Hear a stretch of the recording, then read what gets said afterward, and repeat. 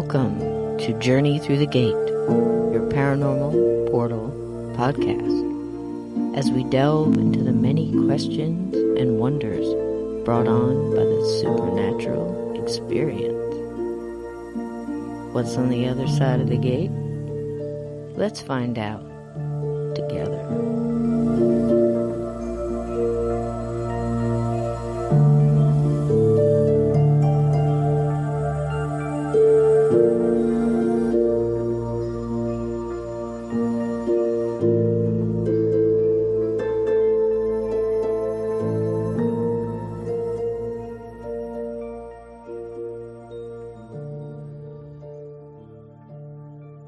Hello and welcome to this side of the gate. Today we are going to take a very special ride on Angel Wings. We have Mr. Artie Hoffman. Now, Artie has written a book called Angels and Answers, but that's not all he's been up to. Artie has been doing his being a psychic medium and doing all kinds of readings and life coaching. He's just all over the place, and he's wonderful, and you're going to love his energy. He has been doing this for decades, and I love him dearly, and every friend that I've ever had that has had a reading from him, including myself, he has been not only spot on, but right into the heart. So please welcome Artie Hoffman. Artie, welcome to this side of the gate. Well, thank you for that beautiful introduction. That was very nice of you. Oh, you're welcome. Well, it was heartfelt. I'm excited to be here with you. So that's very nice. Thank you so much for having me. I really do. I appreciate it. So. Let me tell my listeners a little bit of how, if you just let go and enjoy life and let it happen, things just fall into place. Isn't that true, Artie? No, absolutely. It's funny. I just wrote an angel message today because I have Instagram that I write, messages every day for the public, and it said the more control you think you have of someone, the less control you have of yourself. Oh, so true, so true. I was at a festival. And I was just there, you go ahead and I do so much artistic things. I do, I have a couple things going on. I make jewelry and do a lot of metaphysical gemstones and things like that. And a friend of mine just the last minute said, why don't you come and share my booth? And I said, well, that'd be great. I'll go. And I had a feeling I was going for a reason, but you never know. So you just go with the flow. And I happened to walk past your table. You were there, and you were doing readings, and I was looking at your book, and I picked it up, and I read through it. I said, I have just got to talk to this guy. And you were out. You took like a little 15-minute break, and when you showed up, it was just wonderful. As soon as I walked into your energy, I just fell in love with you. And I hope your wife doesn't mind thank that. You so much. But no, good energy. My girlfriend, not my wife. Oh, okay. Well, the thing is good energy when you step into it, just like bad energy when you step up, into it. And I read your book, and I just had to get you on just to share you with my listeners and just get you out there even more. So I know from reading the book, and again, the book is Angels and Answers, and I have to tell the listeners, the book is, I'm trying to find the right words. It's not intimidating at all. When you get into this subject, there's a lot of people who write and they add a lot of big fluffiness to it instead of just leaving it as simplistic and miraculous as it is in its pure form. Does that make sense to you? Yeah, one of my tips with a bunch of readers is that one of my tips with like people who do reading, sometimes they get too technical, mm-hmm. where you can't. I've learned to break down my explanation so that everyone can understand what I'm saying.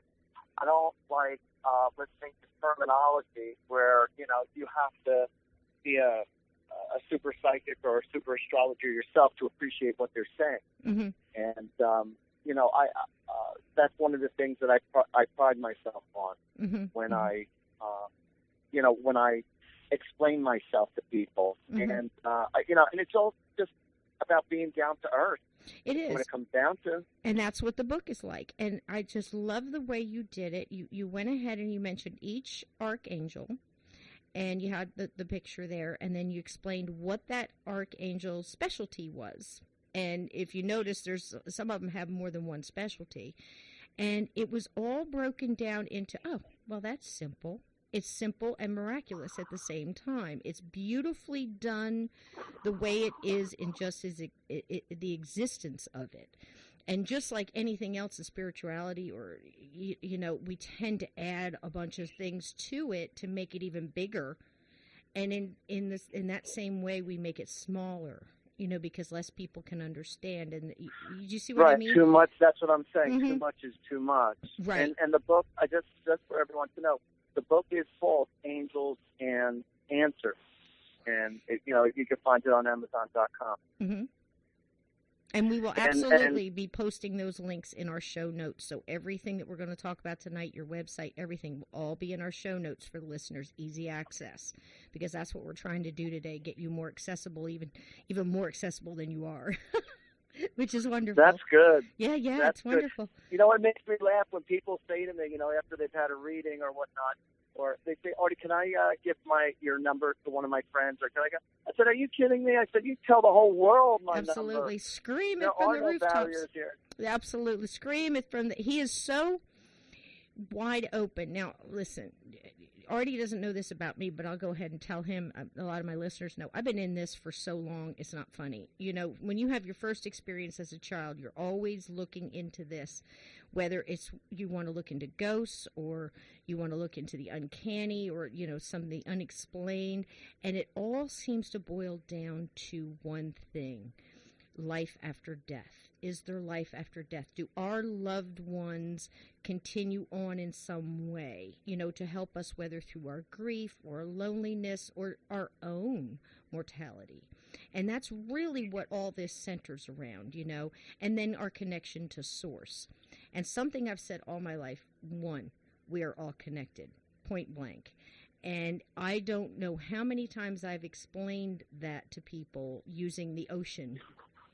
And to my delight, I'm reading through the Angels and Answers, and I see that very thing there in your book about how we are all connected, and it's just like taking one drop out of the ocean.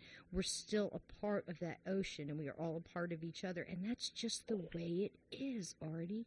We really are.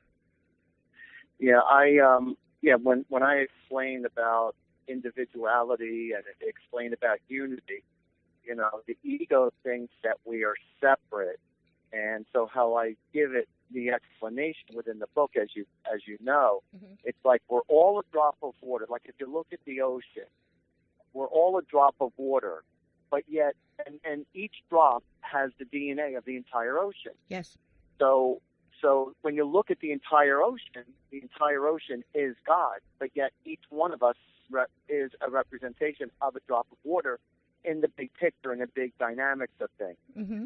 And so what happens, as I explain in the book, so a lot of times the reason why people are depressed or upset or feel very alone is because they disconnected themselves from either God or from the source, if you want to call it, or from society. Mm-hmm. And I explained it like this in the book. I said, you know, if you have a cup, all right, and you take a cup and you put it in the ocean, now that water that's in the cup, you separate it from the big force, from the big ocean. So you separated it. And so you feel it's powerless.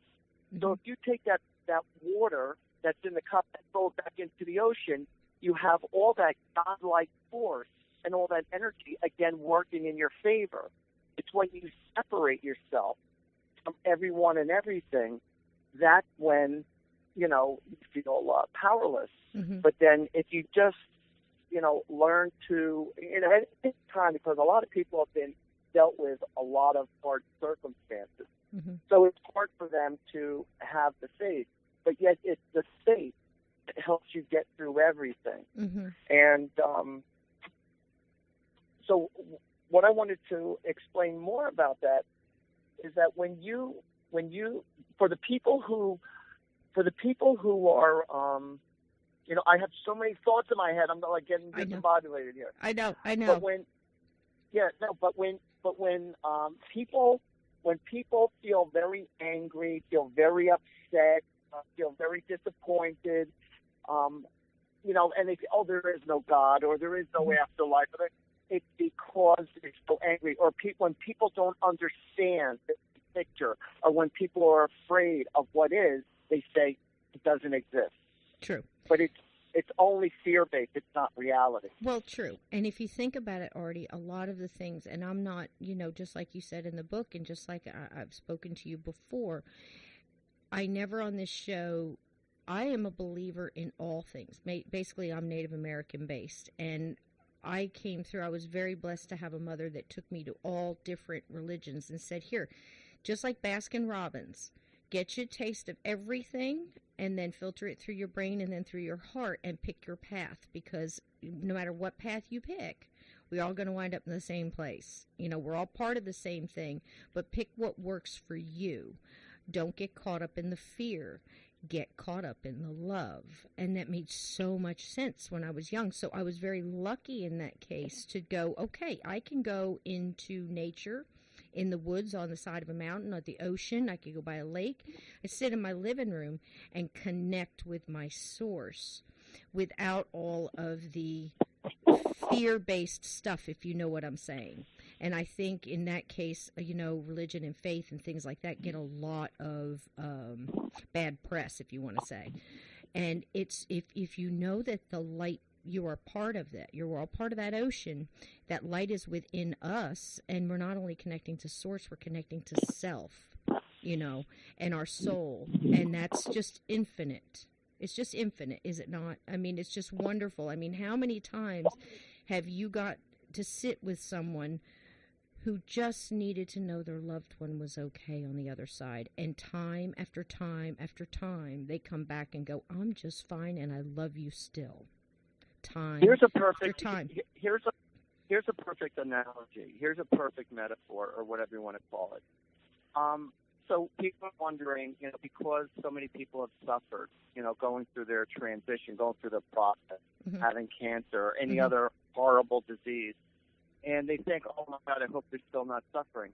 Look at it like this: when someone is going into surgery, all right, and the surgeon is cutting your body up to get into your liver or your heart or your lungs or whatever. If you were awake through that, you couldn't, because the pain would be too excruciating. But when you are put to sleep and your body is being worked on, you feel no pain. That's the whole purpose of me saying this. You feel no pain. So your mind is numb. Your whole your interior is numb. You don't feel anything. When you're sleeping, people want to sleep in so much pain, whether it be physically or emotionally. I just want to sleep, because when you sleep, you feel no pain. So that when people do pass away, when it's time for their soul to leave their body, it's the body that had all the pain, not the soul. So when the soul of the person leaves the body, then, there is no more pain. Right. And that's absolutely correct. And that's what I've seen in my lifetime. Like I said, 50 years I've been in this, and I've been looking and, gathering data from here and there, and my own personal experience, and, speaking, doing ghost communication, and, doing all that. And like I said, we all have a little bit of that intuition, and we talk ourselves out of it. And like you said in the book,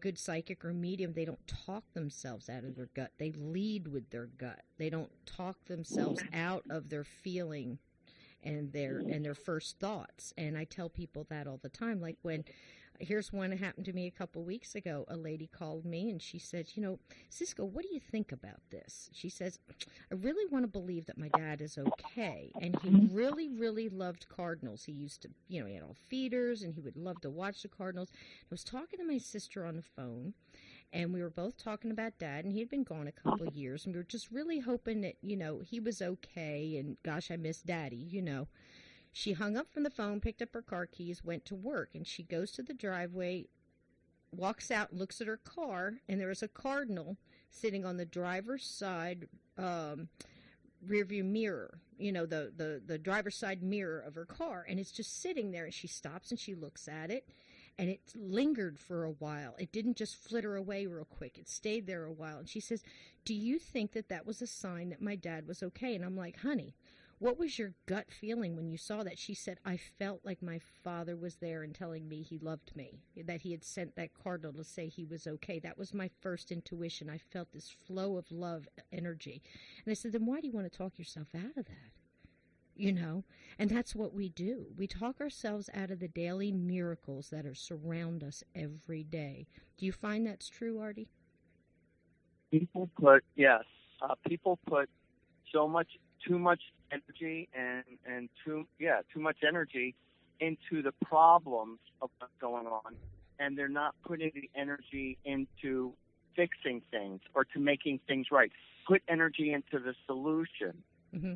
And when you're not appreciating all the good things that are going on in your life, everything that's not right, and it could be just a small percentage, that small percentage takes more precedent than everything that is going right. Isn't that true? That's what creates the quality of life. All of life is nothing more than a perception. Mm-hmm. So everything is as big as it is, and everything is as small as it is. Everything is as great as it is, and everything is crappy as it is. It still is what it is. It is what it is according to the perception and the energy that you give it. So if you keep on making little things a big deal, it's going to keep on being a big deal. And it was really interesting. I was in Jamaica not too long ago, and a beautiful Jamaican girl came up to me, and she goes, "You want to know something, Mom?" She goes, on my island, she goes, we have no problems here. We only have small situations. Right. How cool. And I thought, wow, that's something that I'm going to remember for the rest of my life. How cool. And that's just it, too. I am a firm believer, and a lot of the people that I know are as well, and I try to explain, your soul is so much bigger than you give it credit for. And I am a big believer. I don't know what you called it in the book. It was something different. I call them soul contracts. You're there, you're in source, and, before you come in and you're all excited because you have the answers and you know what's happening, and you say, I'm going to go back in there and I'm going to learn this time, and I want one of those, and give me two of those, and give me this parent over here isn't going to be that great. It's going to be an alcoholic, and then I'm going to have this over here to deal with because I'm going to learn so my soul can reach a higher vibration of education and spiritual knowledge. And then we come in, and I think you call it the blessed, amnesia, where we come back through and we forget that we chose all these things, and then we start going through them and we get bogged down by them, and we forget that they're just lessons to move through, and we're going through them to learn. Because I had a native elder tell me one time, he said, my native name is Little Soaring Eagle. He said, Soaring Eagle, if your path was filled with flowers and birds singing and a smooth path and, no rivers to cross and no hard turns to take, what would you learn? What would you learn? You wouldn't even be able to appreciate the beauty of the scenery that you were walking through because you had not suffered or gone through hard times or had to achieve it in any way. So we're here to learn. And when we take those hard lefts in life, that's where you hang on and go, wee! Because I'm gonna learn something now. This is, and it's hard when you're going through that to realize, that that's what we're doing. I tell my sons all the time, boy, I call them fast trackers, because I think they took on 3 or 4 contracts when they got here, because I'm like, are you joking me? We're going through this. But, I look at them and I go, look, let's get past all the emotion of this. I've already forgiven you. We've already made this contract that we were going to learn this together. So let's just see what it is we have to learn, and let's move through this. This is just the soul growth here. And you were saying that in the book as well, and I totally agree with that. Well, you don't realize, on a subconscious level, all the lessons we're here for. And people would say, people not realizing that, we do pick our parents, we do pick our lessons that we're meant to learn. And, on a conscious level, we have a clue of this. On a subconscious level, of course, we know all of this. Mm-hmm. And we know how we're going to die, when we're going to die. We already know that subconsciously, with the exception of suicide. That's never in a contract to be able to stop something in midstream. So God loves everyone unconditionally. Mm-hmm. And God gave everyone free will. And he said, you could do with whatever you want in your life, and I still love you unconditionally. However, you are responsible for all the actions that you create. And that's what's called karma. Mm-hmm. So if you're creating whatever it is you're creating in this lifetime and you don't like where it's going, you are allowed to make changes. But if the ball keeps on getting bigger and bigger and out of control and making you more upset and more depressed and, not for you but for other people, and it becomes overwhelming, you say, you know what, I'm out of here. Mm-hmm. So people who do commit suicide, what happens is that they will come back in another life to be reborn into a family that will lead them to the exact same circumstances that they just try to run away from until you get over it. Until you get through it. Mm-hmm. Yep. Until you get through it. Yeah, that's what I meant, to get through it, not Yep. over it. So we could, we don't have to come back if we don't want to, Mm-hmm. but yet you're not going to spiritually grow Right. if you don't, do what is expected of you or what is to your best purpose. Absolutely So, true. So there's no pressure for you to have to come back, but like when we're in the spiritual world, our spirit wants to get to that higher side, that higher level of heaven. And the only way we're going to be able to do it is through graduation, through, different lessons, different tasks or whatever. So, and if you don't get through it, then you're just going to have to repeat it. Mm-hmm. And that's, and that goes so much through life. It's not just, I've said it before on this show, we learn so much about living from the dead. By communicating, I know through yourself, we learn so much. Like, how many times have you sat with somebody that was just so tied up and wrought in the human baggage of regret and all these other things, and then the person who has passed comes through and said, let all of that go. It's okay. I'm not about that anymore. Don't worry about that. I want you to go on living. I want you to be happy, live your life, do your things that make you happy. Stop worrying about me and stop worrying about what's happened in the past. Let it go. And it happens so often. Don't you find that, Artie? That the dead come by and go, just live your life, be happy, and they're not bogged down by all of that. You know what I mean? Right. Well, it's easier for them to call the shots when you're emotionally invested in something. Uh-huh. It's very hard to live through whatever it is you have to live through. Oh, I know. And it's like, and how many times when you're not in the situation and you're outside of anyone's situation, you say, well, if I was in that position, I'd do this, this, and that. Yep. But then when you're emotionally invested, oh, sure, and you're in that situation, a lot of times when you say you wouldn't do something, you end up doing, or you say you would do something, you end up not doing. Mm-hmm. So, it's not until that's the biggest problem, that one of the bigger issues that people face in life, is that they judge other people without walking in their shoes. They Absolutely. They think they understand, mm-hmm. but they really don't understand. That's true. But, but I say to people, from where you stand, from where you sit over there, I understand why you think the way you do. Mm-hmm. And I don't like to tell people they're wrong, mm-hmm. but I just say your perception of me or your perception of the situation isn't accurate. Right. Because either you don't have the full picture or you're not emotionally invested to be able to call the shot while you're in my shoes. Mm-hmm. So mm-hmm. if you're in my shoes and if you've been there and done that, you know what? You're more apt to listen to somebody who's already been there and done that, because True. Now you have knowledge of someone else's pre-experience. Yeah, natives call it walk a mile in my moccasins. and then tell me you understand.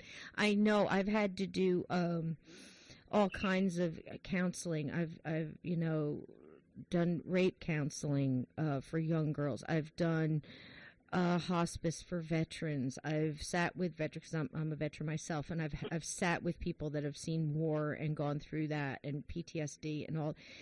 The things that I have been allowed to help other people through in this life is only because I've been through it myself, if that makes sense. You see what I'm saying? I lost, my sister had 11 miscarriages. It just seems to go through our family.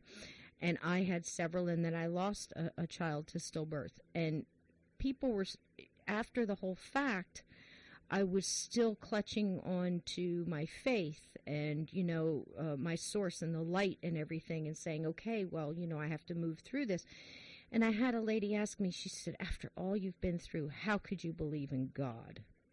And I just looked at her, I said, how could I not? It's what I'm hanging on to. Does that make sense?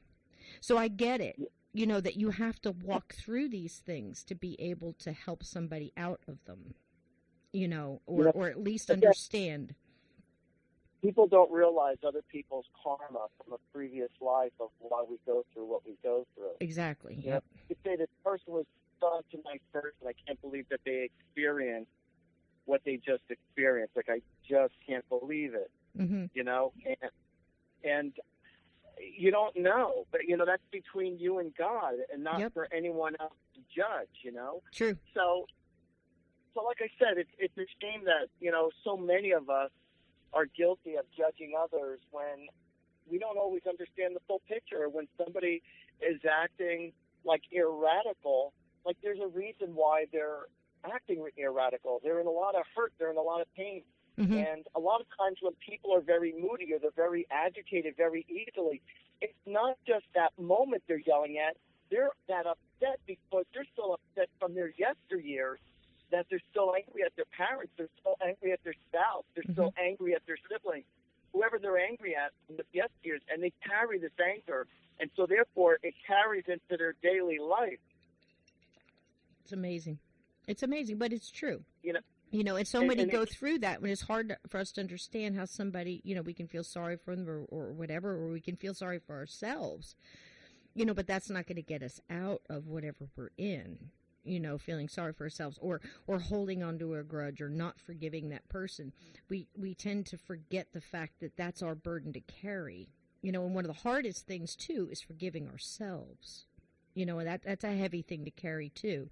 And it's just moving through it. And like you said in the book, there are so many different sources to help us through this, too. I think one of the main things that people misunderstand, I wonder if you could explain a little bit about guardian angels, because I've tried to explain that too. They said, well, why did my guardian angel let me smack into that tree?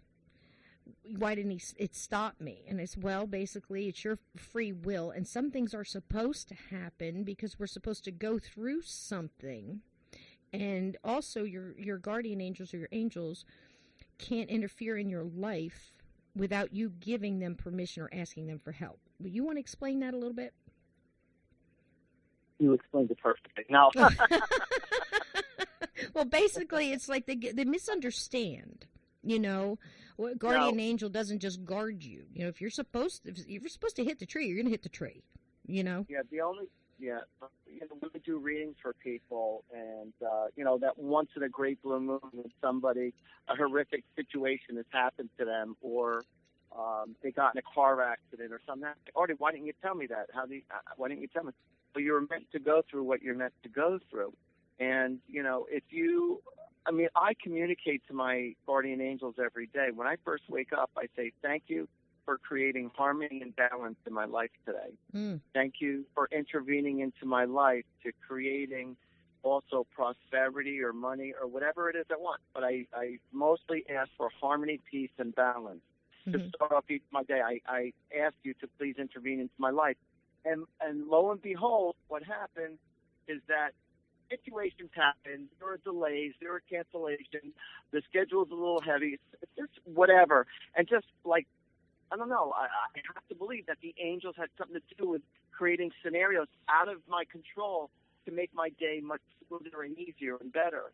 Mm-hmm. And I'm so grateful. And ever since I started doing that ever since I started doing that, my life really has become much easier. Mm-hmm. The only time an angel could intervene into your life without you asking them is if you're in a do-or-die situation and it's not your time to go. They will intervene to save you because it's not your time to go.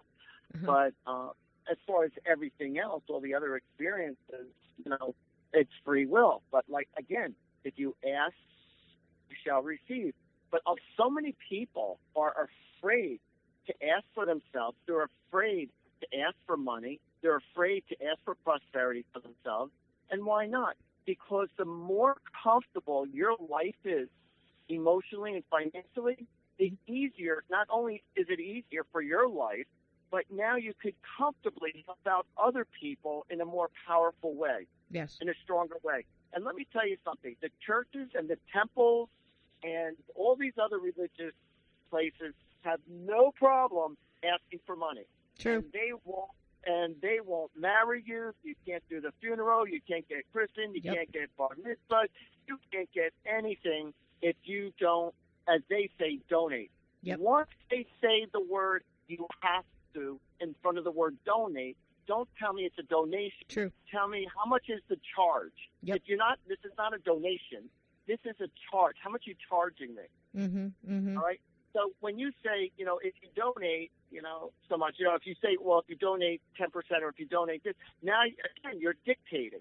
Yep. So if you're just saying, whatever you could afford, it would be appreciated as a donation towards whatever, yada, yada, yada. True. Or whatever somebody could afford or whatever they feel within their heart. And, so again, and the churches and religions, as wonderful as they are and as wonderful as they can be for an individual to have guidance and give them strength through their day, that's great.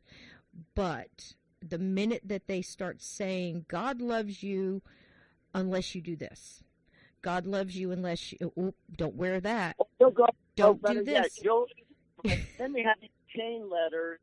People send out these chain letters, and they'll say, oh, you have been picked and you have been blessed and you will go to heaven if you send this to 25 people within the next 3 minutes. And Silly. If not, you will be slashed by Satan and your life will turn into crap. And if you don't do this, this, and that. And that's no. If you're going to send me a blessing, then let me send it on my own repugnance. Let me send it on my own. Yes. As I see fit. If I want to send it out to 100 people, great. If I want to send it out to 3 people, great. And if I don't send it out to anybody, so that was just something that I took for myself. Exactly. But why does it have to come with a negative if you don't pass it along? Absolutely so that true. is extremely ungodlike. It is.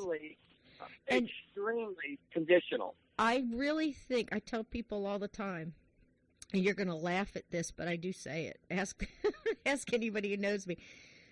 God and Jesus and the angels are so much more groovy than you think they are. They really are cool. I mean, they're not as hung up on all of these things that you think. You know what I say if I need Archangel Michael to come and help me with a situation? I say, Mike, I need you. And guess what? Bam. I'm telling you, the churches, no religion, owns the angels. Angels are there for everybody. And I've actually, since I've been telling people that, they tell me all the time, they say, I'm afraid because I'm not Catholic, I can't talk to the angels. I'm like, are you kidding me, honey? You just did. What do you need? Talk to them. Talk to them from your heart. You don't have to know any, exact words to say. The minute you think of them, bam, they're right there. And that's as simple as it is. And as beautiful as it is at the same time, And we get hung up. Just hanging back and say, what's your problem, baby? Exactly. What do you need help with, baby? I'll That's help it. you. It's absolutely is that all true. You need? That's nothing. It's what absolutely. Do you need to be removed? What do you need help with? No problem. And that's it. We make our own problems more difficult than what's necessary. Isn't that true? I'm losing you a little bit. I'm losing you a little bit. Maybe you moved away from your mic. But that's absolutely the truth. And people say, okay, well, do I have a guardian angel? I'm not Catholic. I'm not, do I have a guardian angel? I'm not this or I'm not that. Or can I be Buddhist and have an angel? Yes. I mean, yes. It's how you live your life and the type of human being you are and what's in your heart that that's your soul, and, just be kind. And if you boil all these things down, it really comes down to those core things. Love yourself, love each other, treat your neighbor like you would want to be treated, take care of nature, take care of the earth, be kind to one another, most of the religions are that based. Yeah, spirituality is not religion. Religion is supposed to be a bridge to get you to spirituality. Mm-hmm. Mm-hmm. It was really funny. I said to this one girl, I'll never forget this, and I said, let me ask you a question. I think I was at a spiritual convention or something. I was just looking at a conversation. So she's just looking and browsing past my booth. I said to her, I said, if you don't mind me asking, I said, are you spiritual? And she goes, no, I'm Catholic.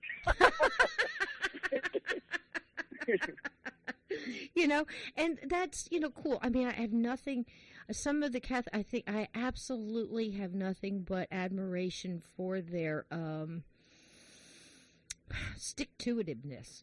I mean, I've just never, some of my best friends went to Catholic school when I was in high school, and I'm like, my gosh, you got to go through all that. I just don't, but you could kind of see it as a ritualistic thing of, kind of molding you, and I got that.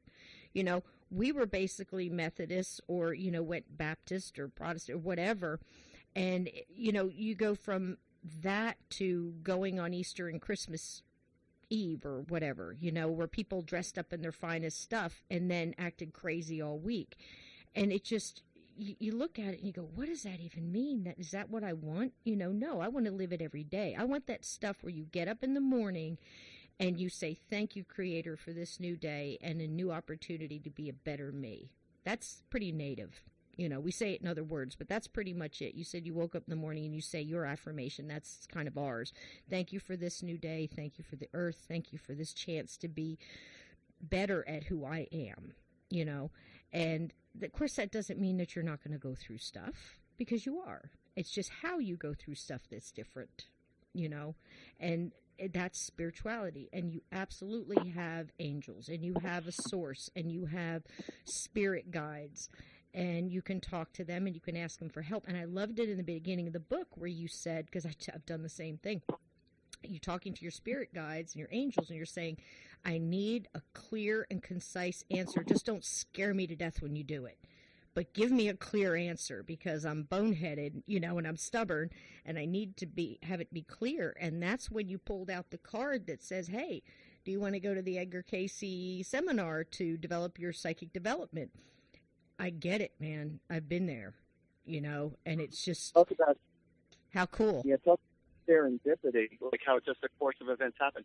I had 0% intention on being a psychic and a medium, like zero. I had no interest in it, and it wasn't until I like you said, I got a postcard in the mail.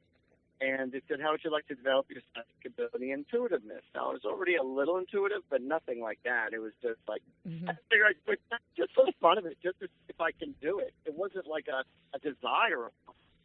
Right. And, but, and I had everything going for me at that time. I really did, as far as business and family and, material life. I was fine. And then, but yet something was unfulfilled inside. And, and then all of a sudden I saw this, and I said, wow, this is pretty amazing. This is pretty cool. I didn't know you could learn how to do this. So I asked my wife, who was my wife at the time, if you want to go with me. And she goes, I don't care. She goes, you can go if you want.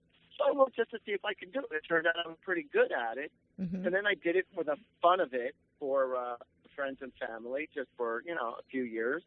And then I said, I need some extra money. And I said, you know what, let me throw an ad in the paper and see, and I'll see if I can help some people and make a few bucks at the same time. Now, in the ad, it said if I don't pull through, there was no charge. because I didn't want people to think that I was taking advantage of them. Right, right. So I was very sincere about what I was doing. Mm-hmm. And 90% of the people paid me. Mm-hmm. And all of a sudden, a whole career took off. Mm-hmm. And I was just like, it was just like meant to be. It was and meant like, to be, babe. You know, it was meant to be, honey. It was meant to be. Because I'll tell you, it took me a long time, dealing with my parents' death at a very young age, and so many people that I lost at a young age. I've always been searching, just like I said in the beginning, whether you see a ghost at a young age or you have that ability to see, or you're just wondering, it all pretty much boils down to, are my loved ones okay? Will I see them again? Am I going to be okay? I mean, it really does boil down to that. We're all interested. It's like the last frontier. We really don't know, but we just know from what we've learned over time, from educated people that have had experiences, and it all starts clicking together. In my lifetime, I've seen that. And I used to have this thing where I would go, just like Houdini did, I would go and sit in front of people and go, okay, and I was always that stoic person that would sit there and just tell me what I need to hear and see what comes through. And they tell me this, or they told me I was going to win the lottery, or they told me my dad secretly left me money that, I'm going to find. I'm like, okay, I say that's never going to happen, but. At least they didn't tell you that, somebody put a curse on you. Yeah, right. But, you'd go through that until I finally sat in front of this woman. It was about 20 years ago. I sat in front of this woman, and she said, wow, okay, your mom has been trying to get in touch with you for so long, yada, yada, yada. You were dancing, you gave me spot on stuff. Like, you were dancing in your room the other day, you were singing this song and you thought of her and you looked at her picture and you said, boy, I wish you were here. Well, she was there, that kind of reading. And it took me years to find multiple people that do that. Not your vague, like you're going to wake up tomorrow and the sun will come up. Where they can put anything in. Not the vague stuff, the spot-on stuff. Well, let me tell you something. Artie's one of them. Artie is one of them. You can sit in front of Artie, and it's a no BS reading, and you just sit in front of there, and it's full of love, and it's full of hope, and you're going to hear what you need to hear, and you're going to connect, with who you need to connect with. And it's going to be spot on. Now, in your book, you also said, and that's the truth, because he's read for me and he's read for multiple of my friends, and I wouldn't be saying this if it wasn't true. He wouldn't be on my show, if I wouldn't have asked him on, if I didn't know this about Artie, and I wouldn't be saying if it wasn't true. And everybody who knows me knows that. So there's that. Artie is one of those guys. So you go to get a reading from Artie, you're going to walk away and you're going to feel so much more fulfilled. And you're going to hear what you need to hear. And it's absolutely wonderful. So in that, it's absolutely true. So I wanted to say, there are, many times where people will come in for a psychic reading and ends up being in a medium reading. Or people come in for a medium reading and ends up being a psychic reading. Mm-hmm. And there are times when people who do come in for a psychic reading, what happens is that I end up, I get answers on a deep level, and many times I tell people, many times people leave me after a half-hour session or an hour session. I go, you see that? You got 10 years of therapy all within 1 hour or half an hour. So true. And because I just cut to the core of the issue of what's going on. Mm-hmm. It's not always the problem that's the problem. It's your perception of the problem or how you're perceiving a situation or how you're dealing with it. That's where the problem is. So a lot of times when people come to see me for a reading and I get to the core of their issues, it's not like just me telling them their future, which I do, but I say to them, if I did not restructure, rewire your perception of how you're thinking about yourself or about life or about your relationship with whoever, I said, your life, your reading would totally stink because you'd be hearing nothing but a lot of negative because I'd be telling you based on the path that you're on before you came to see me. I says, now that you have a better perception of yourself and life itself, now you're going to make a lot of healthier choices. So there are certain readings that I consider to be, cement. It's gonna happen come hell to high water. Yep. And then there's other type of readings where I call it probability psychic readings or psychic probability readings, because what happens is that you could make a prediction, or I could make a prediction about someone, and it could very well be true. But then, because you knew something in advance, you're able to make different choices based on what I'm explaining to you.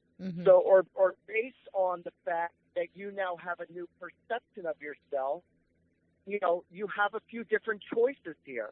So I tell people, if you go north, this is what you could expect. If you go south, this is what you could expect. And if you go east and if you go west, this is what you could expect. So people say, well, which way do you see me going? Like, what do you think?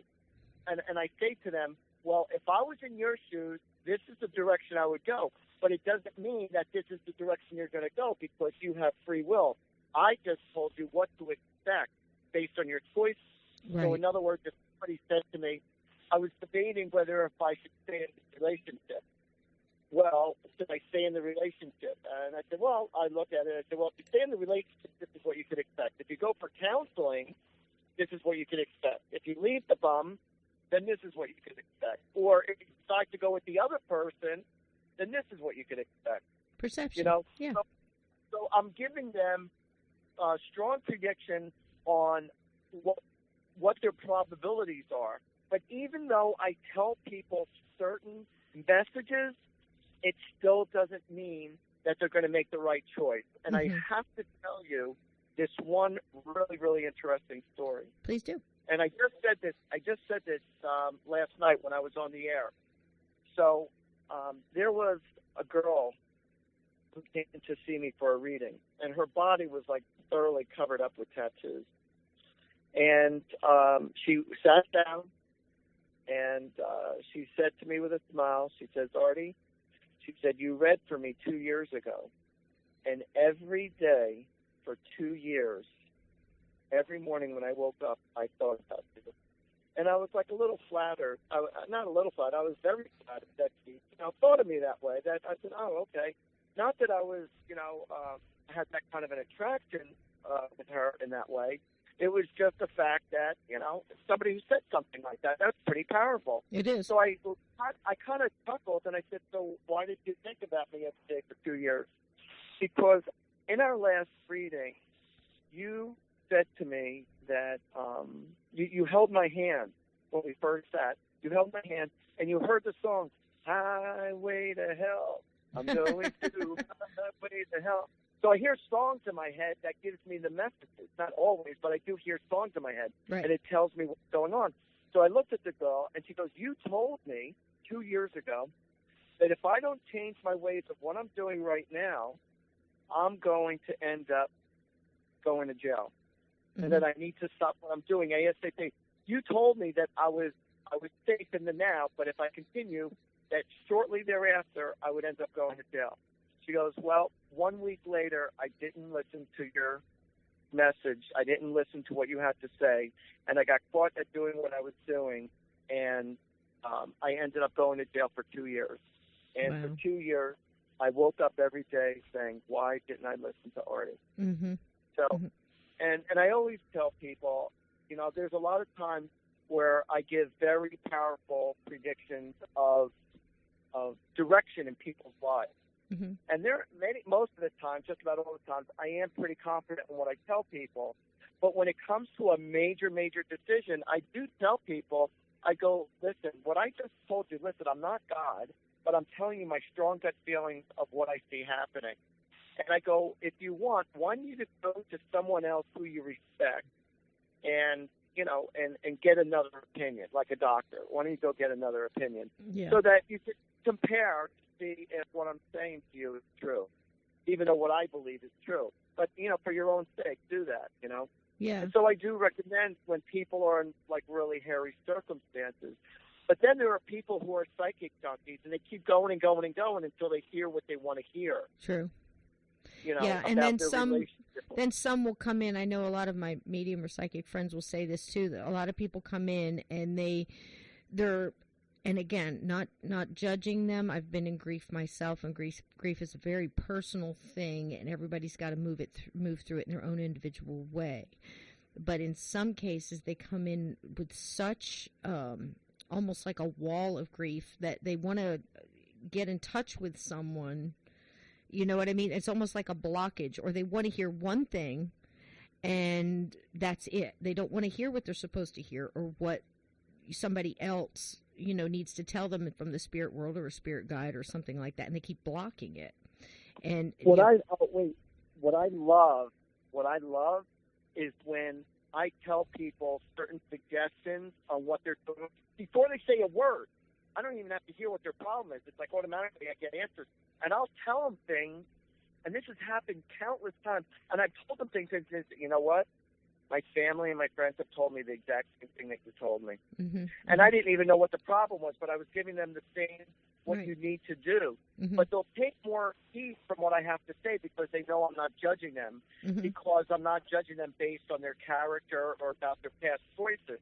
But Mm-hmm. the spiritual world is saying, hey, listen, you need to make these healthy changes for yourself. Mm-hmm. They say that the definition of an idiot is someone who keeps on repeating the same thing over and over again, expecting different results. Right. The definition of crazy, expecting different results. That's true.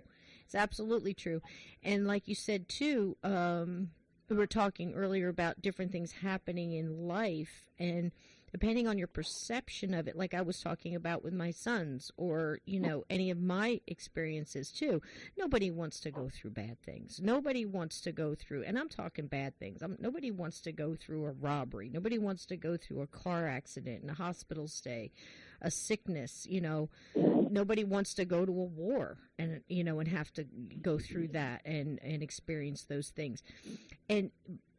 But it's perception, and why am I going through this now? Is this something, is it karmic? Is it something I need to learn? Is it both? And the perception of it, it just makes a little easier, and it makes your faith. I just went through something no mother wants to go through, and that was my son having a horrible car accident. They gave him a 15% chance of making it, and they did not tell me that on the phone. It was 5 states away, and I had to get I think I left in one flip-flop and a purse and probably a remote control, and I don't know what I flew out the door with to get to a plane to get to my kid. And when you get there and you see them like that with all the tubes and the bandages, and you can't even recognize them because they've just been through so much, you stand there and you just go into mom mode. Now I could have hit my knees, and I could have cried, and I could have just lost it and had a nervous breakdown at that point. But that's not what he needed. And I'm thinking, okay, I can just pull all of my energy and all of my faith and everything else and say, okay, this is what we're going through now, and whatever happens is what's going to happen, but I'm going to give it every inch of every fiber of my love and my healing and my faith in this, because if somebody else is here and needs to watch how this is done, this is what's going to happen. And that kid walked out of that hospital 40 days later. Walked out. Now, was that because of something he had done? Was that something because I had done? Or was it just everything that was supposed to happen to get him to where he is now? You see what I mean? And get me where I'm there, Yeah. A lot of times God directs us in a direction what seems to be going backward, which is actually, sometimes we have to lose to gain. Mm-hmm, and sometimes it makes us slow down, and we don't understand it in the moment because we want what we want. Mm-hmm. So, and it's very difficult, Mm-hmm. So it's very difficult to accept. It is. It is absolutely difficult to accept. But that's what you were saying about perception. If you had told my 18-year-old self that this is what was happening, I would have taken it a whole lot different. But my 55-year-old self looked at it and went, aha. It's like your spirit guide, your angels, somebody's telling you something. You're going too fast, slow down, do this, because a week before the accident, I actually had a very vivid visitation dream from who I believe was his spirit guides. And I know that sounds so weird, but he wasn't listening, so they came to me and showed me he's doing too much all at once. He's going to school, he's working 2 jobs, he's driving too tired, he's going too fast, he's, everything is boiling over. It was like they were cooking in a kitchen and all the pots were going at the same time and boiling over. He said, and there's going to be so much paperwork, please tell him to slow down. And I called him and I told him to slow down. I said, listen, I don't know what you're doing, but you've got to slow down or something's going to happen. And in less than a week, bam. Now, coincidence? I don't think so. I don't think so. And I just said, things happen to us to change our direction or slow us down or to make us see something we wouldn't have seen in other ways. Do you know what I'm saying? And it's hard to accept that when you're going through it because all these things happen and our perception is off. It's very hard to stand back in a traumatic situation and go, what am I supposed to learn from this? It's very difficult to do that.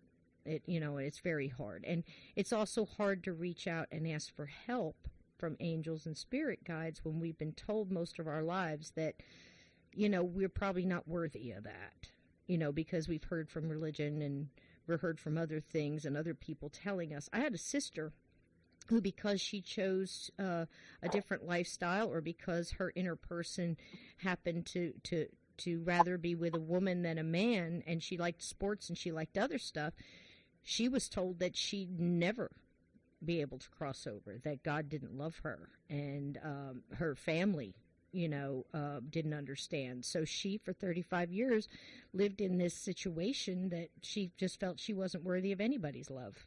And what a terrible thing to do to a human being. And who, and to speak for God. That's everybody in therapy for years. Absolutely. And it's time that we just got past that and realized that, it's about who you are and how you live and how you choose to live your life that makes you, your character and your soul. And we're all here to care for, one another. And, and we're all here to be smart too. Like you said in your book, if you are I love the part in the book that said, some people, I forgot exactly what you called it, but you said some people want acceptance so much, or they want that love from somebody they're never going to get, that they give so much to everybody else that to their own detriment. And that we realize that once, we'll give all our money away, money that we're supposed to be paying on bills and everything else to help that one person, when we realize we're really not helping that person, we're enabling that person, and we're hurting ourselves. And that's a hard thing to deal with too. And I forget exactly what part of the book that was, but I just thought that was so true. And then you said something about, too, that, you have to realize when you don't want to be with, when a person you're with and you're trying to save that person and they're mostly a toxic person, that you have to lean more to the positive. We have to take care of ourselves and be more positive in our own lives, right? It is very difficult. Like I said, it's very difficult to understand the big picture. Mm-hmm. There's a saying. I don't know if this is a Jewish expression or whatnot, but you could try to plan something out as much as you want, mm-hmm. and God has His own plan. Mm-hmm. Yeah. And and again, you don't know the reasoning behind why things happen the way they do on a conscious level all the time. And, like I said, it's unfortunate when people are just not connected to their higher self or able to look at the big grand scale of things or to understand. And it really sucks. It really sucks. When you try to do the best you can under the circumstances, and it's still not good enough. Mm-hmm. Mm-hmm. And sometimes, and it does have to be. Yeah, you want to fix everybody. You want to fix everything. Mm-hmm. Mm-hmm. And it's a lot of times it's not possible. Mm-hmm. Sometimes they have to go through what they're going through, and if you just like do what you said, when you wake up in the morning, you say thank you for, harmony and balance, and, go at the day. And, like they said, that old adage of stop and smell the roses, enjoy the day, enjoy the sunshine of this beautiful day, that the present that we have now. It really does change things, a little bit. Instead of saying, okay, it's raining today. Gosh, look at the rain. Enjoy the rain. Dance barefoot in the rain. Be happy. Sing a song. Do whatever. You can always make it a little bit better, I think. And I just love your attitude. I love your energy. You're just such a gift that you give people. And I highly recommend that, how do people get in touch with you to get readings? And tell them a little bit about your Facebook Lives. I think that's wonderful. Please tell us a little bit about how to find Artie. I will. I want to explain to you something, though, when you're talking about the rain and everything. Oh, cool. Yes, please do. Hold on. It's like when I was in Jamaica, and it was raining at a point, and they said, "Don't worry, Mom, it's liquid sunshine." That's awesome. That's awesome. Yeah, and like you said too about it's so hard with the big picture. I've been saying something for a long time, and I think it's wonderful. It's like we're all individual pieces to a great big puzzle. And sometimes we think we force our piece into a part that we just know that it belongs, and we'll pound it and everything else to make it fit. When you just relax and let it fit where it goes, you'll find out that you might have been off of where in the picture you belong, because we don't have the cover to the box. God does. And that's the big picture. And it's very hard to try to see where your piece fits when you don't have the picture. So that makes a lot of sense as well. And I think a lot of us go through trying to force our pieces where they don't fit, instead of just letting it go and go, gosh, it fits so nice right here, and being happy there and making the best out of that place at the time. You want to know something? There was I was at a party, a 1-year-old birthday party yesterday, and there was a little infant there, maybe 2 months old or something like that. Uh-huh. And I'm holding its little hands, and I said, "Hey, kid," and the parent was right there holding her.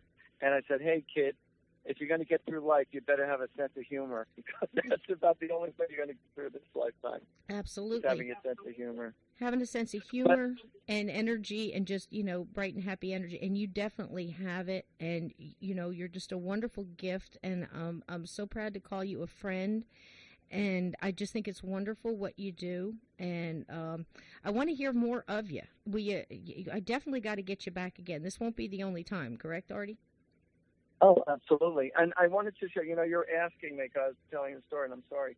Okay. But, if people want to reach me for a private reading, Mm-hmm. or, in person in Woodbridge, or over the phone, or if you want to have an Artie party, and I'll read for your friends and family. And I also do group readings, and I do events, and I do fundraisers. If you want to reach me, no problem. Just call me at 732-778-7173, or you can check me out at artiehoffman.com, or you could email me at artiehoffman@gmail, and I have my Instagram, Artie Hoffman. And I leave angel messages every day to start the day. It's wonderful.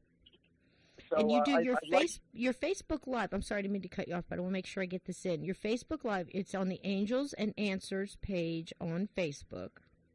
Yeah, and you're usually there at 9 p.m. Eastern Standard Time on Sunday evening. On Sunday night. Mm-hmm. Yes, that's true. And that's just wonderful.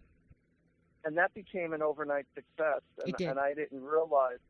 I thought I was just going to, reach some of the local people around my area. Mm-hmm. And it ended up hitting, oh, my God, thousands of people around the world. Around the world. And I was getting shout-outs from Germany and Australia. Indonesia. And the UK. Yes. Indonesia, yes, South Africa. I know. It was unbelievable. Yeah. I was just floored by it. And it seems to be a wonderful community as well, because I've noticed that a lot of those people have come over to my page and, to Tammy's page, and everybody's just connecting and networking through.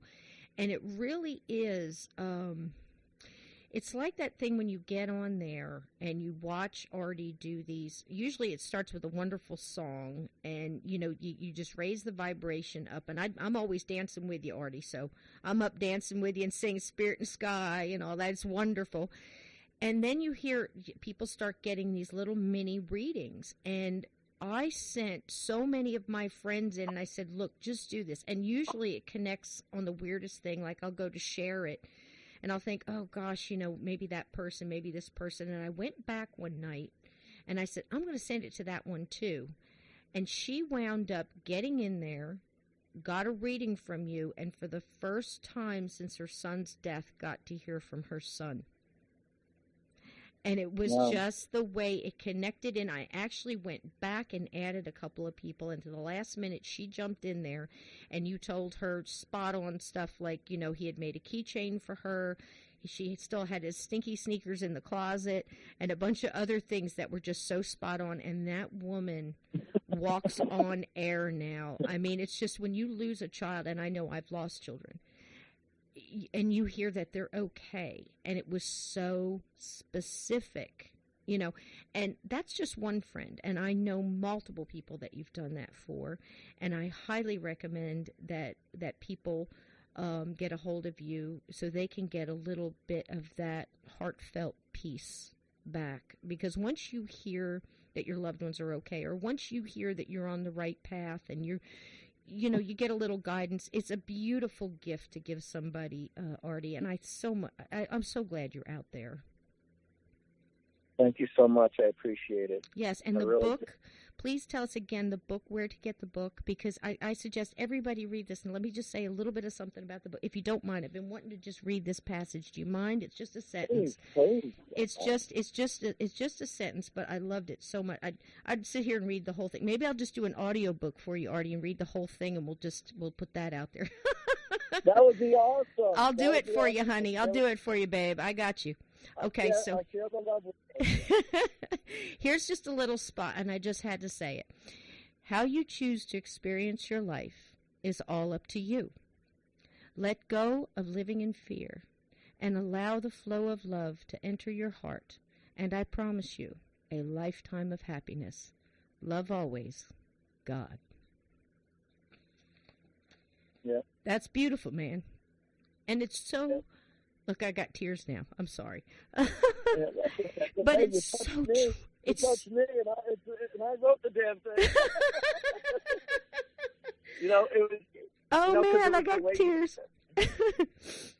But it's beautiful. And, you try to tell people that. And, and again, like we said in the very beginning, you try to reach out to people, and it's so hard to get them, once you get their hand and you go, come on, honey, I can get you through this. Listen to me.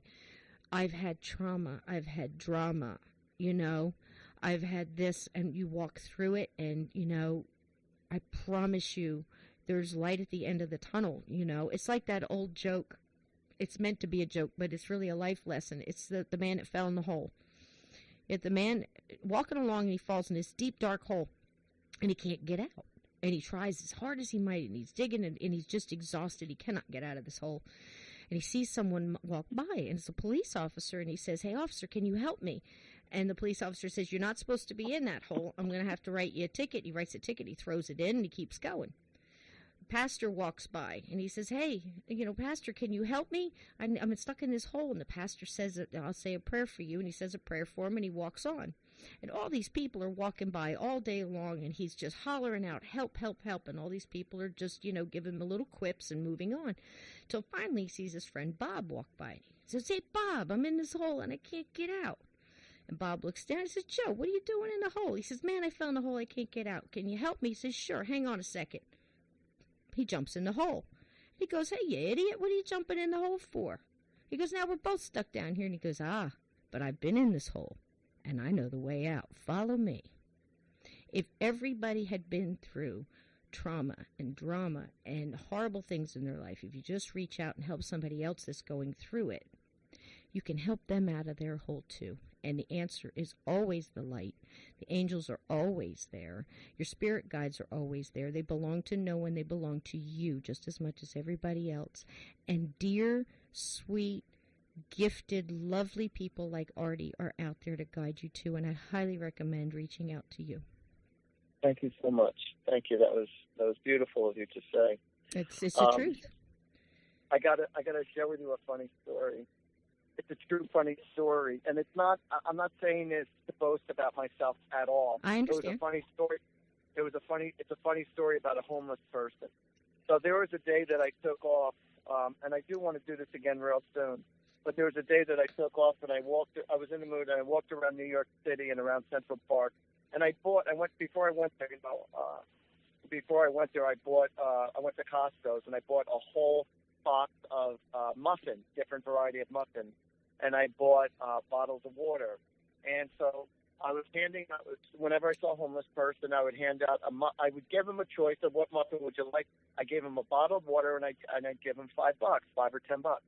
And so I was doing this. So I went up to this one homeless gentleman, and in Central Park, and he goes to me, and I said to him, I say, hey, would you like a muffin? He goes, no, and he's like looking at it like, I don't know if this is poison, or I don't know who you are. Yeah. I said, all right, no problem. I thought I just offered. So I walked down another 100 yards, or 50 yards down Central Park, and there was another beautiful lady, wonderful lady, and she was homeless. I said, well, excuse me, would you like, a muffin and some water? And she goes, yeah, I would love some. So she started taking the muffin and the water, and I gave her $5. And the guy from the bar said, hey, mister. He goes, hey, mister. He goes, can I take you up on that offer? I said, sure you can. So he came over, and I was about to grab him. I go, don't touch the muffin. I'll trim my own. And this is coming from a homeless person who lives in the street. Yeah. He goes, so he takes the muffin, and I give him a bottle of water, and I give him $5. And he goes, hey, mister, he goes, you mind if I have another muffin? And I said, yeah, no, sure, be my guest. And so while he's eating his muffin, then he goes, let me ask you something. He goes, do you live in heaven? Are you an angel that lives in heaven? I said, no, I'm right next door. I'm in New Jersey. Angels come from New Jersey too, baby. He says, you live in heaven? He goes, you live in heaven? I go, no, I'm right next door. I'm in Jersey. That's so funny. Oh, that's so funny, man. That's so funny. But it's true, I've done stuff like that myself, and you have to look at their perception of it's like the stuff that they go through, and it's like that thing when you were telling that story. I remember hearing as a kid, be kind to everybody because anybody could be an angel in disguise, and I have so many stories to tell you, Artie. I just don't know what to pick to tell you, but I remember when I was 13 and I was swimming on the Jersey Shore in Belmar.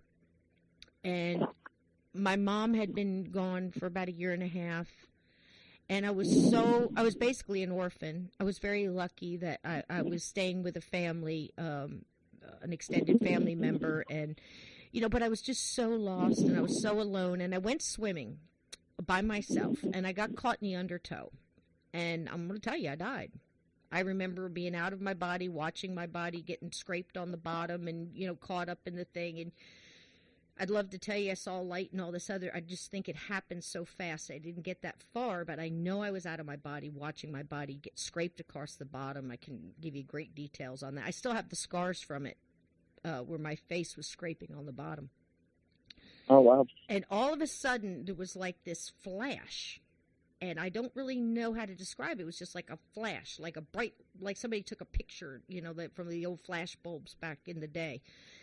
And I just remember seeing this white flash. And the next thing I know, I am laying face down right at the break of the wave, where the waves still come up and then the foam goes down and away from you.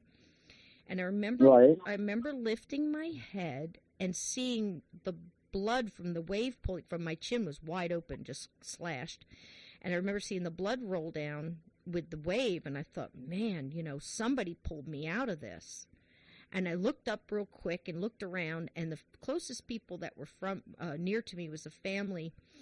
And, oh, gosh, they were halfway up the beach and almost to the boardwalk, and I was still on the ocean shore. And I tried to pull myself up, and I had, where something had grabbed me, print on my shoulder. handprint, big red print, big hand. Uh-huh. And I looked around, and there's no footprints in the sand. There's no footprints moving away from me in the sand. Not even past the break where the ocean waves touched. And I said, okay, it wasn't my time to go.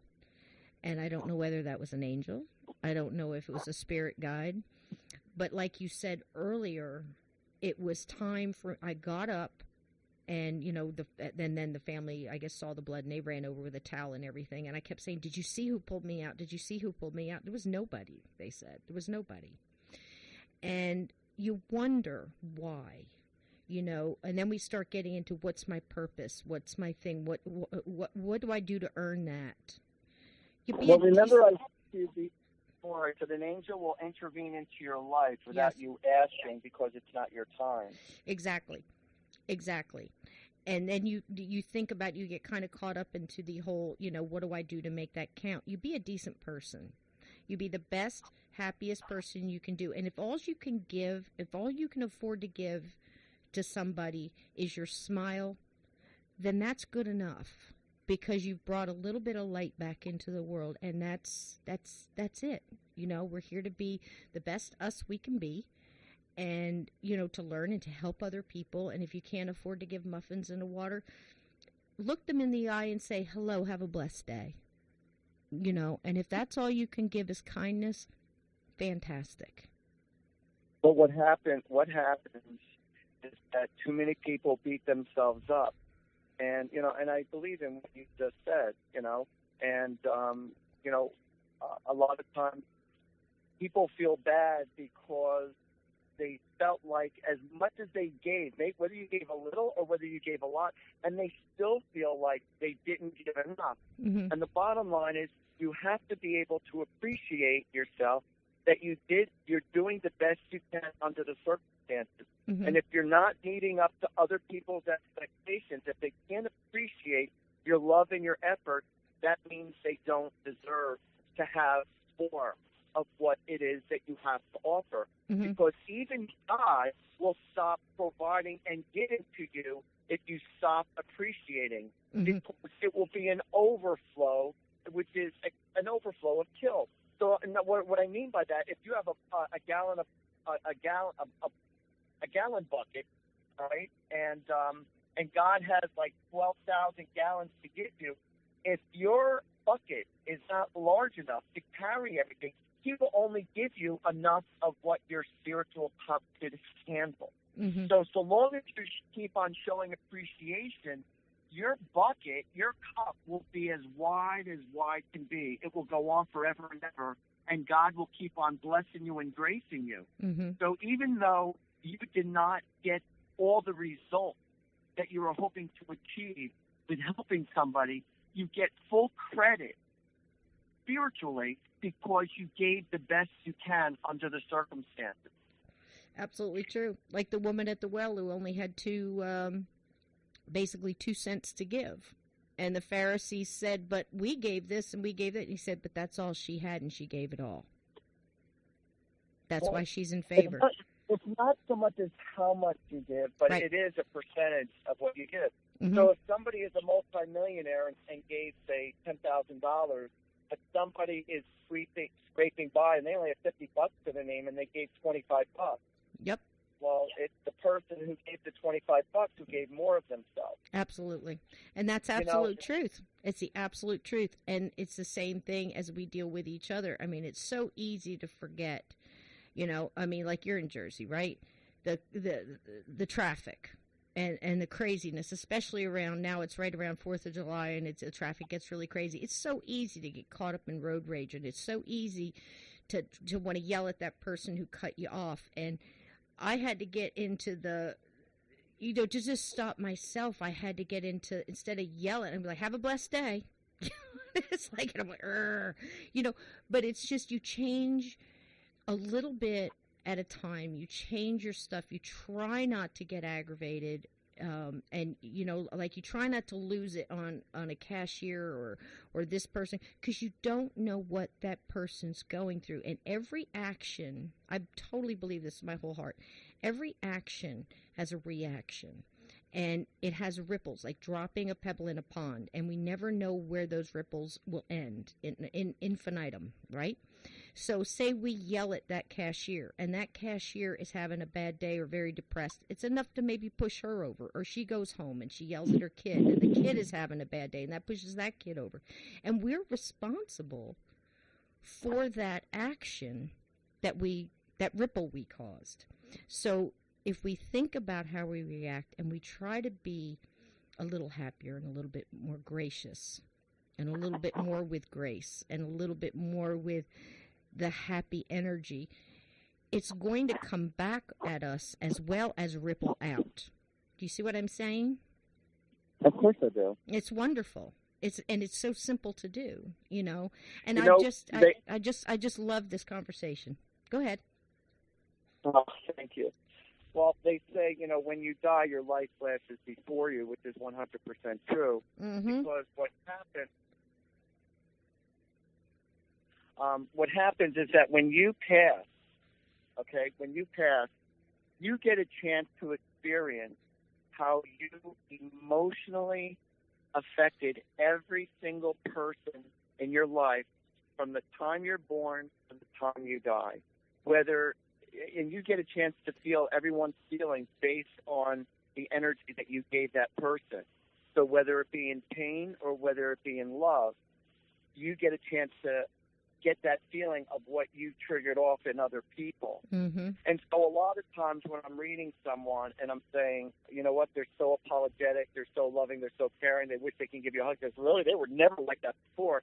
That's because they did not realize what they were doing while they were here in the physical world. Mm-hmm. When they crossed over in the spiritual world and they got a chance to feel everyone else's feelings, or especially your feelings, where I'm reading in that moment, and they felt your feelings, they are apologizing, not realizing that they made you feel that low, that bad, that hurt, and so they're apologizing. Now when somebody is you know, has a lifetime of pain from that person, it's hard to say, oh, okay, they apologize, it's all better. No, there's still an emotional scar that it takes time for someone to heal. Mm-hmm. But at least it's the beginning to be able to start to heal, knowing that this person now realizes what they've done to you.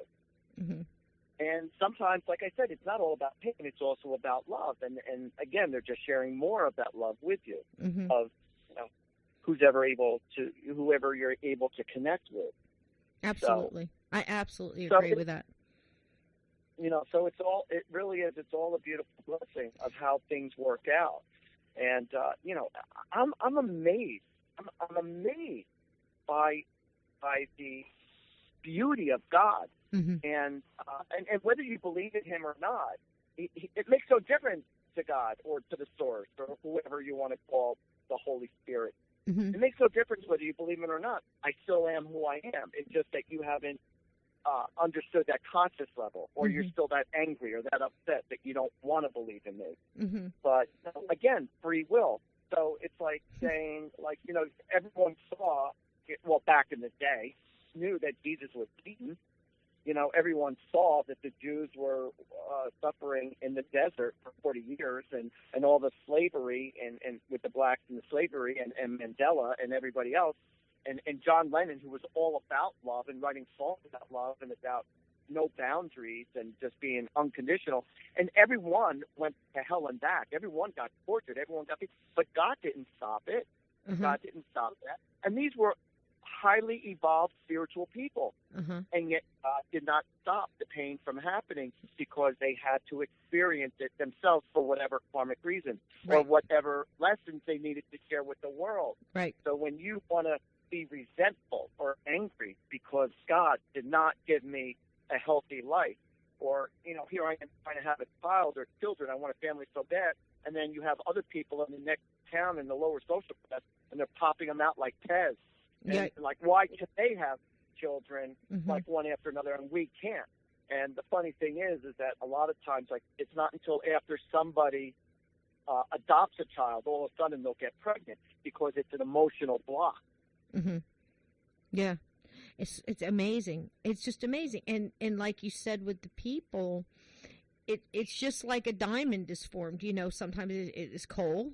Sometimes it's pressure, and trauma and things that we go through. I once had an elder tell me, because I was into healing and helping other people. I'm an herbalist and things.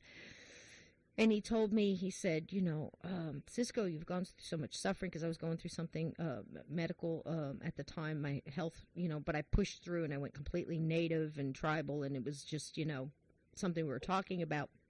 And I made it through. And I said, well, I'm glad I went through it, because now the things that I discovered have been able to help so many people. And he said, well, that's pretty much life, isn't it? That's your journey. And, to be a healer, you can best help heal a broken leg when you've had a broken leg. Sounds so simple, but it's true. I mean, how are you going to help somebody out of the hole unless you've been in it? You can stand and coax them all you want. You can sit down and say, I love you, keep trying all you want, but you can help them so much better if you've been there. And how are you going to be there unless you go through these things?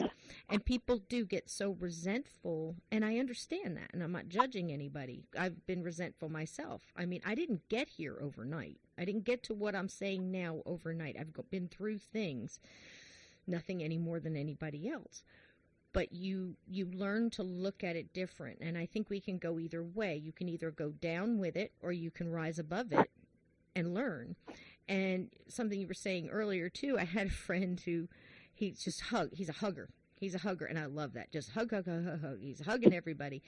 And somebody asked him, he said, I've just never seen that before. Why are you hugging everybody? He goes, well, when I die, I'm basically hugging myself, because when I go back through this, I'm going to probably need all the hugs I can get. So I'm hugging you to hug myself. And I thought that was wonderful, because it's true what you said. We do go through the emotions that we bring, and he would just light up a room when he came in, and that's just a wonderful thing. So listen, Artie, next time, I know your time, and, I could talk to you all day, and I'm here for as long as you want, but I know you are just so time constricted with, readings and everything, and I don't want to keep you from anyone, but I do want you to talk a little bit about the incense, because a lot of people are asking me about that, and I don't know how. I just tell them to contact you. The money incense? Yeah, the money incense is an amazing, thing. One of my friends introduced me to it, and if you want to get money into what the money incense does, first of all, it smells amazing. Mm-hmm. It really does. But every single person who has ever smelled it, I mean, every single person said, "Wow, this smells really good." It has. I can't even describe it. It's not like, oh, it smells citrus. It smells like a flower. I can't even describe it. It's so unique, mm-hmm. and it smells so beautiful. And it lasts an hour when you burn the incense, and you get 10 incense a pack. So if you email me, and you get a prayer, there's a prayer that you say, and it has helped bring in lots of money. Like my friend, she burned the incense, and she went to Atlantic City, and she won $5,000 wow. on the slot machine. Wow! She won $5,000 on the slot machine. Another lady. She calls me up and she says, Artie, now whether it takes one incense or all 10 incense or halfway through, it's different for everybody. Because this one lady burned an incense. She goes, Artie, I just burned one incense. It wasn't even finished being burnt out. And I went to the store down the street, and I never win nothing in the lottery. She goes, I'm always getting stressed. I win nothing. She goes, and I won $100. And she goes, you got something going on there. She goes, oh, my God. That's awesome. And it's really good. So if you email me at artiehoffman@gmail, or you want to call me or text me at 732-778-7173, I'll tell you how much it is. I don't like to give prices over the air. I understand. It's not, and I promise it's not that much money, and it really works.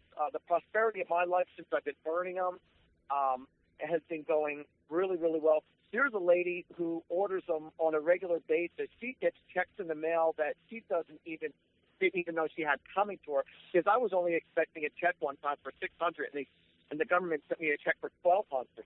Wow! And she goes, she's a regular, and she orders it once every couple of months.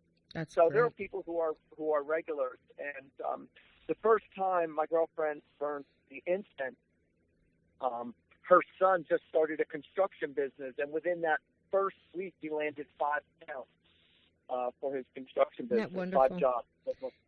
And So it has to do with the intent as well. It has to do with the intent as well. Anytime you put something out into the universe with intent, you know, and it's amazing. I tell people that all the time. Is put it out there, you know. Put out there that you're going to, you know, have a good day. Put out there that you need money. Ask your spirit guides for help. Ask your angels, your spirit guides for direction and a clear sign, like Artie said, you know, in the beginning of his book when he said, you know, give me a clear sign of what my life purpose or what I'm supposed to be doing is, you know, and that's absolutely true. And I believe that with the incense as well, the prayer, and then you put a little blessing on it as well. And it's just a wonderful thing. And a lot of people have asked me about that. And for the phone number, keep in mind, because we have listeners all over the world, this is New Jersey, USA, so you will have to do, you know, the one before, or just use, if you can't get through the phone number, use his email that he gave. And like I said, too, on his .com, artiehoffman.com, to get a hold of him, just in case, because we do have people out of the country. We have a big listener base in the UK and all around the world, too, so...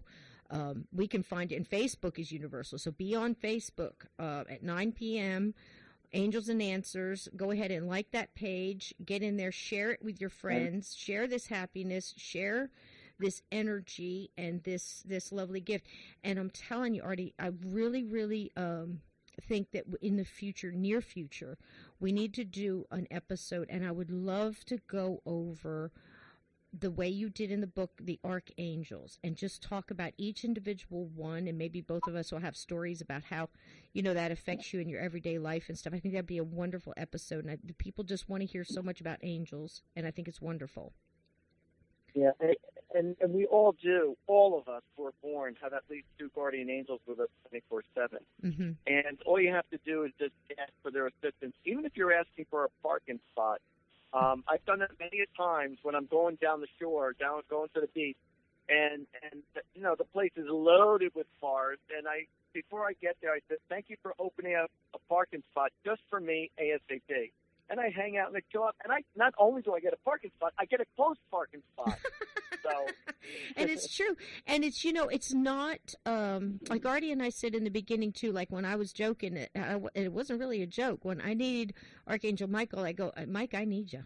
And he knows, you know. I have a beautiful picture. One day I'll tell you the story about the beautiful picture of the Archangel that I got. It was gorgeous, right when I needed it the most. And I'll send it to you. So you can see it, Artie. It's beautiful. But that was the thing. I had gone around, I told all the nurses in there and the doctors, I said, no, you don't understand. 15% for him, it's not going to happen.